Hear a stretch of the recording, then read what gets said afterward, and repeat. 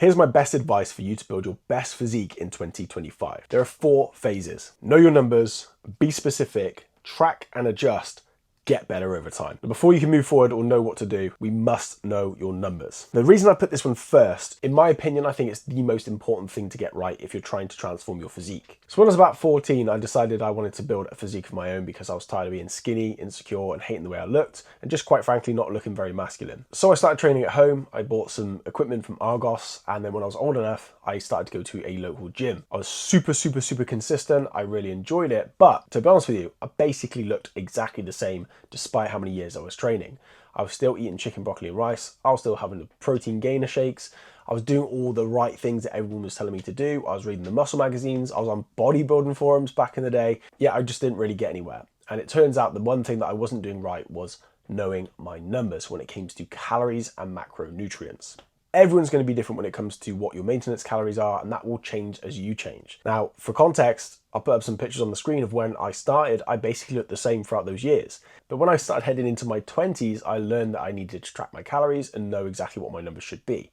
Within those 9 months, I was able to gain 40 pounds of lean weight, get bigger, get stronger, and see the most progress I have done. So I saw more progress in 9 months tracking my numbers and knowing those numbers than I did in 6 years trying to figure it out just by eating the right foods. So getting those numbers right is absolutely paramount. Now you probably already know that, but if you're not sure, I just want to break it down as a basic explanation. We all have a rough maintenance calories. Now for the sake of argument, to keep this simple, let's just say it's 2,000. Now if you have a 2,000 calorie maintenance, and that's also including your workout schedule, and you add say 500 calories to that, you're likely to start growing and gaining muscle and gaining size. So you might be thinking, well, what about a 1,000 calorie surplus? What about a 2,000 calorie surplus? The more food you eat doesn't necessarily mean the more muscle you gain, unfortunately, which means the bigger the surplus, you're quite likely to gain more body fat a lot sooner in your journey. I tend to suggest that it's a lot more effective to have a 500 calorie surplus, because a 500 calorie surplus is going to be 3,500 calories per week, which is going to be the equivalent of 1 pound of weight gained. And this is exactly the same if you were to try and lose body fat. So if you aim for 500 calories below your maintenance to achieve a 500 calorie deficit, then you'll start to lose body fat. But a lot of people make the mistake of going way too low on their calories and creating a huge calorie deficit of say 1,000, 2,000, or sometimes even bigger. And what will happen here is, sure,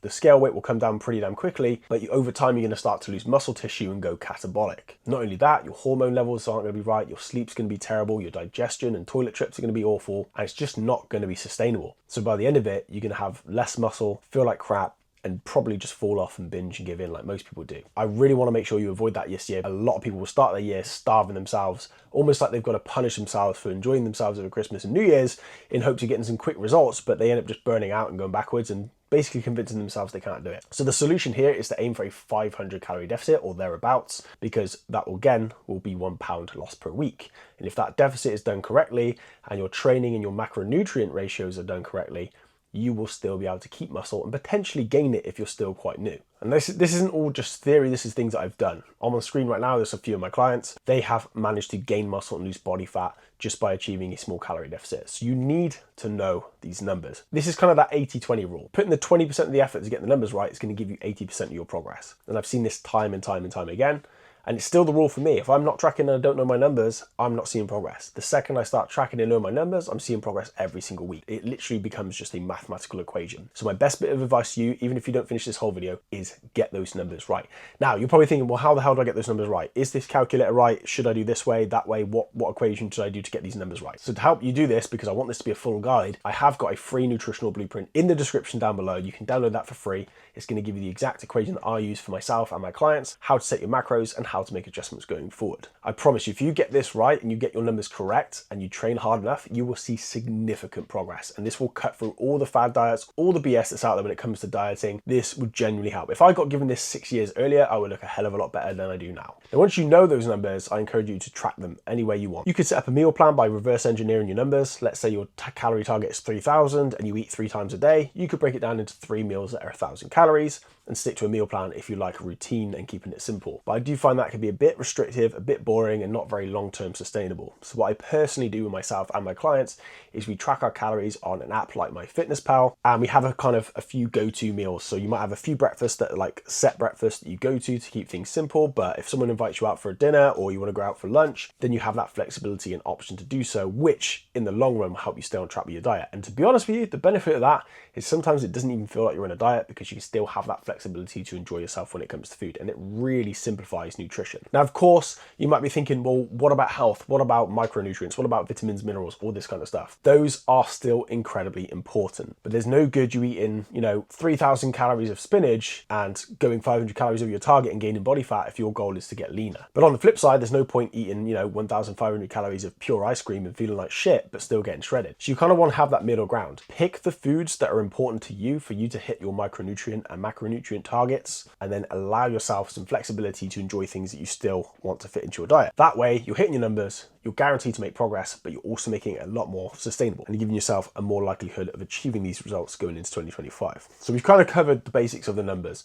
Work out your maintenance, add 500 calories if you're trying to grow, take away 500 calories if you're trying to lose body fat, use the nutritional blueprint to know what kind of ratios of carbs, fats, and proteins you should have, and then start tracking them either using MyFitnessPal or writing them down in a logbook or any other calorie tracking program. As long as you know roughly how many calories you're hitting per day, then you're 80% of the way there. Moving on, the next phase is making sure that you're being specific. So many people tell me that they want to lose body fat, gain muscle, and get stronger. When they show me their workout routine, they're doing plyometrics, chin-ups, and going for a run. And I'm not saying there's anything wrong with those things, but the training is not going to get them to the goal that they have. A lot of people just go to the gym, go on the machines, wing it, or just follow some generic program, or just copy and train with their mates. And there's nothing wrong with these things if you're just getting started. If you really want to achieve a head-turning result, if you actually want to make 2025 even better than the year before, and finally get that physique you've been dreaming of, you will need to be specific. I'll use a skinny fat physique as an example. If someone comes to me in their skinny fat, which is most people that I work with, and they say, hey, I want to get bigger and stronger, then if they start jumping on a bulk right now, yeah, they might get bigger, they might get stronger, but they're also going to add body fat, which means the physique they have in their head is not the one they're going to end up with. So they will need to be very specific. So most people with skinny fat physiques, we will start with a body recomposition.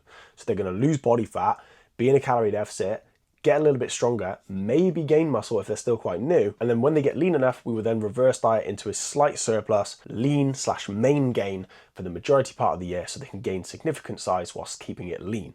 And that way, ultimately, they're going to end up with a physique that they want, which is bigger, stronger, and leaner. And that's only been achieved because they've been specific. I've even had people come to me saying, hey, how can I build a physique that looks like Thor or like a superhero? And when I've asked them what their workout routine, and I'm not even joking here, their workout routine was a hula hoop. Like, you heard me right, a hula hoop. They put the hula hoop around their waist, do a load of this, and they think that's going to build them a physique. Sorry to say, that's not going to happen. If it was that easy, we'd all be walking around looking like Arnold Schwarzenegger, but it's not the case. So being specific is incredibly, incredibly important. Back when I first started training, I realized that my chest was not growing. It didn't matter what I followed, what exercises I did, it would not grow. And this is due to the fact that I've got pretty long arms, relatively narrow shoulders, and my chest is just terribly crap due to my genetics. So if I followed a generic workout routine, my chest isn't going to grow.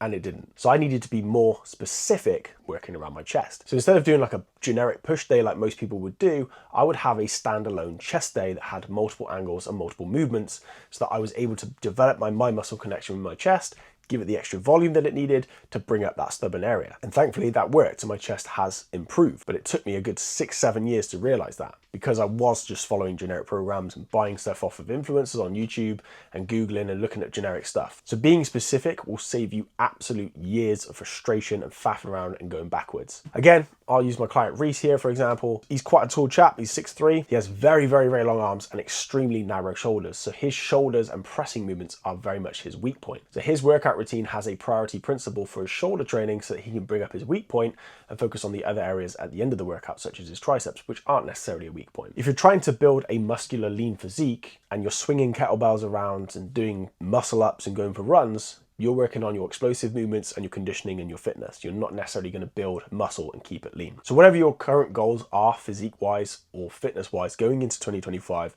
make sure you take a little bit of time to sit down and map out exactly what your goals are and what kind of training you need to get there. Anything you need, you can find on YouTube. Now, most people that watch my channel and the people that I work with personally are body recomposition goals, where they want to lose body fat and gain muscle. And if that's you watching this right now, it's going to be better off for you to start with a calorie deficit to lose body fat whilst focusing on your strength in the gym, so you keep as much muscle as possible. And then once you're lean enough, slowly build up your calories, change your workout routine to be a little bit more focused on muscle hypertrophy, so more time under tension, more reps, more volume, and controlling and improving your form over time. Pairing that with the calories that you're tracking at the start with your specific training routine is going to absolutely 10x your speed and get your results much faster.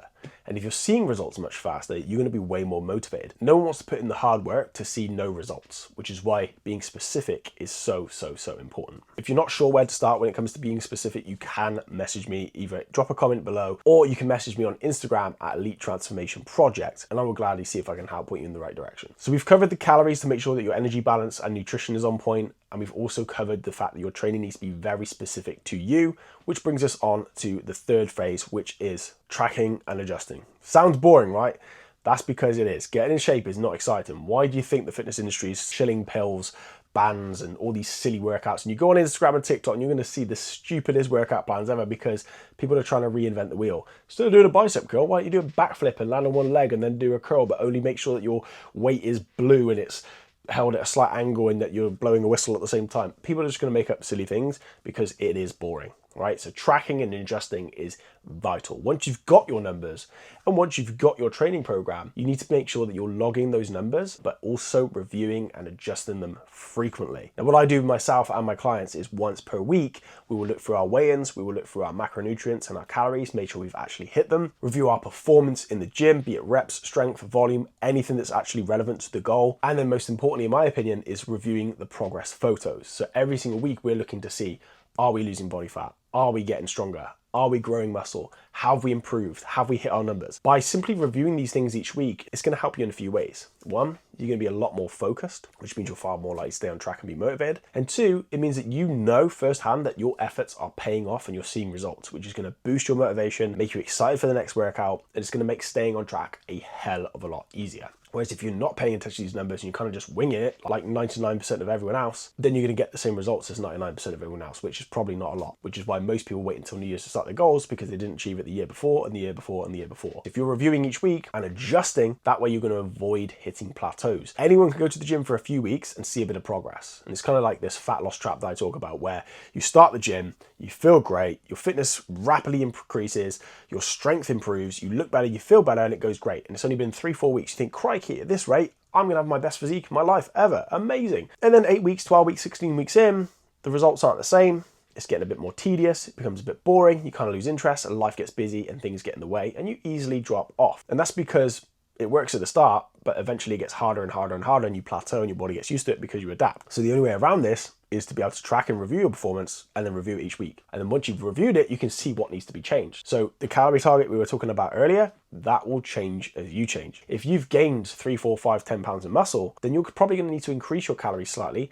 and maybe play around with your macronutrient split. You may even need to change your workout routine to make sure that your body's still getting that stimulus to grow muscle. Doing a bicep curl over and over and over again is not going to grow your arm. Adding reps, adding weight, adding tempo, adding frequency, adding volume, tweaking things, changing it, going for variations, increasing the intensity. These are all little things that you need to tweak as you go along. Otherwise, you will hit a wall and plateau. And anyone that hits a wall and a plateau is going to do one of two things. They're going to get bored, fall off, get frustrated and go backwards, or try and figure out a way around it. So if you have tracked everything, if you have been reviewing it each week, you will know how to do that. And that's why I do that with all my clients every single week. So every single week, I'm confident and they're confident that there's progress every week. If you win the week, you win the month, and you win the years, which is how you're going to get the best physique in 2025. So we know our numbers. We're specifically training and we're tracking and reviewing, which is amazing, right? So you're going to see great progress, which brings us on to our last point, and that is get better over time. So to build a great physique, it does take time. Everyone seems to think that they only need, 4, 6 weeks, 8 weeks to get absolutely shredded and peeled and look their best. And in some cases that can happen. I have had clients have transformed pretty well in about 8 weeks to 11 weeks, but it depends on their goal and their starting point and how much experience they really have already in the gym. Now, the reason I'm saying getting better over time, which is kind of obvious, right? But a lot of people are consistent,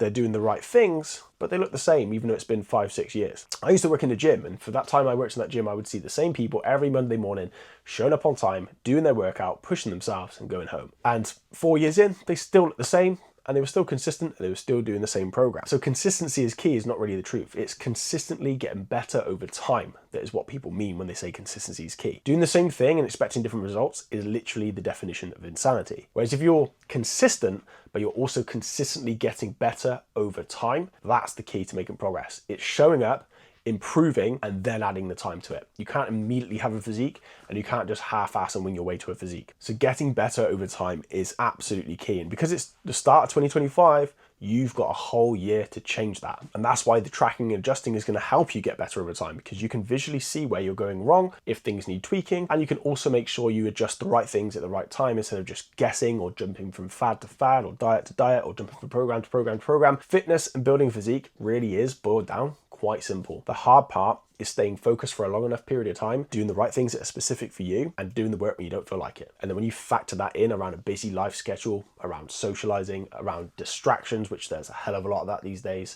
it is a pretty hard thing to do. Simple, but very hard. And to be honest with you, that's exactly why people like me exist. We're coaches. My clients come to me, and a lot of times they already know what to do, or they've even got a good physique at the start. But as their life gets busier, as they struggle to stay motivated, as they lose sight of what they need to be doing, they fall short of their goals and they fall backwards and they get frustrated. Or sometimes they go severely backwards and get themselves entirely out of shape and they regret it. And as you get older, it becomes harder to do because we've got less time and more responsibilities. So by having a coach in the corner, map out all the calories, map out all the food, map out the training, structure and schedule the week, help them stay focused, help them stay accountable, help them when they're struggling, and then reviewing everything for them each week so they know exactly what to do. So all they need to do is just do the workouts and fit it around their schedule. Makes things a hell of a lot easier. They're more likely to stick to it, and it takes out all the guesswork, all the faff, and saves a hell of a lot of time. Like my client Ross here, he said to me that he was trying to lose weight for about 10 years, and he was constantly fluctuating with his stomach. He would cut out food, he tried keto, he tried lifting weights, he just didn't really know what was going to work. Fast forward 9 months, he was able to lose his belly and get pretty damn lean, and now he can actually eat a hell of a lot more food and actually still keep his results, which he said feels like a superpower.